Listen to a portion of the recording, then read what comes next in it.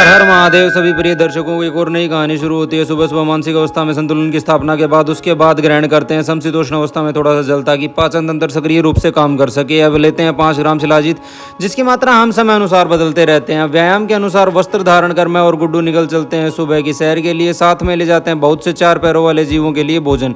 अक्सर हमें रास्ते में ये सब मिलते रहते हैं। यह एहसास एक नए आत्मिक सुख को जन्म देता है। वहाँ हमें मिलते हैं हमारे प्यारे प्यारे बच्चों की जोड़ी, जो शायद आज कुछ जल्दी ही सुबह उठकर निकल चले थे शहर के लिए। एक रात्रि पश्चात मिलने पर पुच्ची का उत्साह देखते ही बनता है मानो इस जन्म में हमारी आखिरी मुलाकात हो। इन्हीं कुछ सूक्ष्म विचारों अनेकों जीवों को सुबह का भोजन ग्रहण कराकर हम पहुंच जाते हैं अपने गंतव्य स्थान। आज हम हमारे प्रियजनों की फरमाइश पर नए जूस वाले के पास गए थे और वहां हम पेठे के साथ चकुंदर एलोवेरा का जूस भी ग्रहण करेंगे। हमारे गुड्डू को यह कुछ खास रास नहीं आता, शायद रोज वाले जूस की इसको आदत पड़ चुकी थी।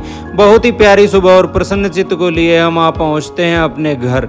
आते ही सबसे पहले अपने पेड़ पौधों से मेल मिलाप करते हैं, फिर सेवन करते हैं थोड़े से नारियल के तेल का, ताकि बढ़े हुए वात दोष में समता स्थापित कर सकें। इसके बाद समय हो चलता है थोड़ा ध्यान की स्थापना का। ध्यान के ये कुछ पल हमें सुकून से भर देते हैं। तब तक हमारा गुड्डू सुबह के खाने की तैयारी में जुट जाता है। सुबह सुबह ये मातृभाव देखकर मन मोहित हो जाता है, क्योंकि किसी को भोजन बनाकर खिलाना आपके मन को उल्लास की किरणों से भर देता है। और आज शायद सुबह के भोजन में हमें मिलेंगे मूंग दाल के चिल्ले, क्योंकि ज़्यादातर हम मूंग दाल का ही सेवन करते हैं। अब नहा धोकर खुद को पूर्णतः महाकाल के चरणों में अर्पित कर देते हैं। तब तक हमारा गुड्डू सुबह के खाने की तैयारी कर आराम फरमाने बैठ जाता है। और आज तो इंद्रदेव भी काफ़ी प्रसन्नचित मालूम पड़ रहे थे।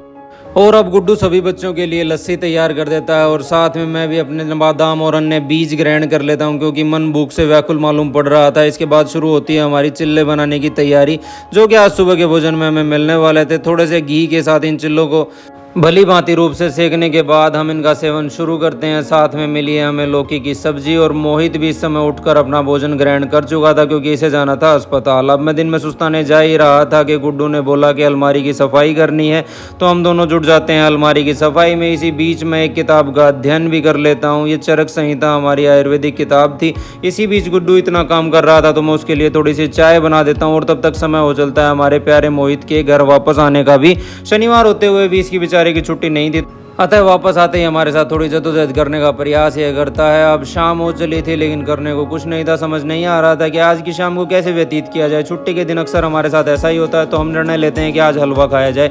हलवे के लिए सामान लेने हम जा ही रहे थे कि मोहित को विचार आया कि उसे गोलगप्पे खाने। उसे गोलगप्पे वाले के पास उतार कर मैं सामान लेने के लिए आ जाता हूँ।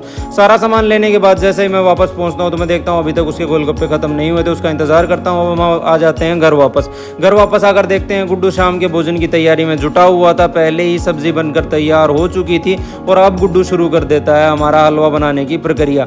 इसको खाना उतना ही मजेदार है जितना इसको बनते हुए देखना है।